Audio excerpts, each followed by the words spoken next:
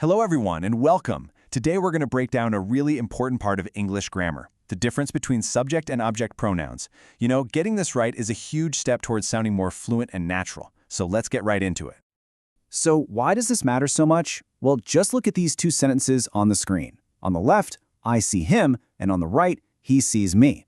See that? We've got the same people, the same action, but by just swapping those little pronouns, the meaning completely flips around. This is exactly what we're going to master today, knowing who's doing the action and who's receiving it.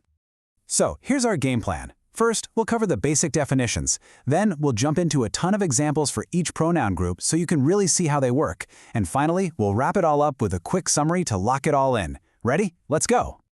All right, let's kick things off with Section 1, Subject and Object Pronouns. Really, all this is about is figuring out who is doing something in a sentence and whom it's being done to. First up, we have the subject pronoun, or in Turkish, özne zamiri. This one is easy. It's the person or thing that is doing the action. They're the star of the sentence, the one making things happen. Think of pronouns like I, you, he, she. They're all our action takers.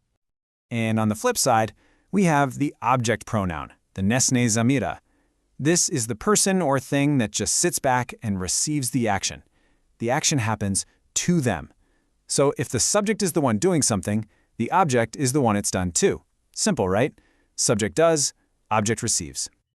Okay, enough with the definitions. Let's see how this actually works. We're going to start with some examples using I, you, and me. Okay, let's start with a subject pronoun. The sentence is, I go to parties. I like them. And in Turkish, that's ben partilere giderim, onlara severim. The verb we're looking at here is go, which means gitmek. Here's another one with a subject pronoun. You do your homework. In Turkish, sen ödevini yaparsın. And the verb in this sentence is do, which means yapmak. Now, let's switch over to an object pronoun. Listen to this. This pencil belongs to me. The Turkish translation is bu kalem bana ait. The verb here is belong, and that means ait o milk. You see how me is receiving the action? The pencil is doing the belonging to me. And here's one more with you as the object. He will teach you how to swim. And in Turkish, o sana yüzmeyi öğretecek. Our verb is teach, meaning öğretmek. So he is the one doing the teaching, and you are the one receiving that lesson.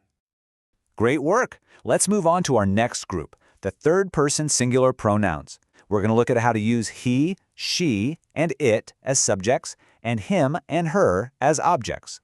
First up, let's look at he as a subject. The sentence is, he looks at himself in the mirror. In Turkish, o aynada kendine bakar. The verb in this one is look, and that means bakmak. And now let's use him as an object. I phoned him yesterday. This translates to dün onu aradım. Here, the verb is phone, which means telephone etmek. See the difference? I did the action, and him received my call. Okay, let's try she as a subject. She sees Sarah with her husband. In Turkish, o Saray'ı kocasıyla birlikte görür. The verb for this sentence is see, which means görmek. And here's an example with her as the object. Why are you following her? And in Turkish, that's neden onu takip ediyorsun? The verb is follow, and it means takip etmek. In this question, you are doing the following, and her is receiving that action. And finally for this section, let's talk about it.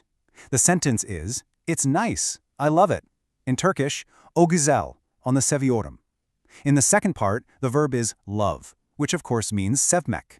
Here, it is the object. I am doing the loving, and it is receiving that love. We're doing great. Let's tackle our last set of examples, which are the plural pronouns. This is all about getting comfortable using we, they, us, and them. Let's start with a sentence that actually uses both a subject and an object pronoun from this group. We invited her to stay with us at our house. The translation is, onu evimizde bizimle kalmaya davet ettik. The verb is invite, which means davet etmek. Notice how we is the subject, we are doing the inviting. Okay, here's us again as an object. Do you want to come with us? In Turkish, that's bizimle gelmek ister misin? The main verb here is come, which means gelmek. Now let's try they as a subject. They never drink milk. They don't like it. And in Turkish, onlar asla süt içmezler, onu sevmezler. The verb in the first part is drink, and that means içmek. And finally, them as the object. Don't disturb them while they're working. In Turkish, onlar çalışırken rahatsız etmeyin. The verb here is disturb, which means rahatsız etmek. Them are the ones who are receiving the action of being disturbed. Fantastic job. We've gone through all the pronouns and seen some really practical examples. Now, let's do a quick review to pull it all together. You can think of this next slide as your personal pronoun cheat sheet.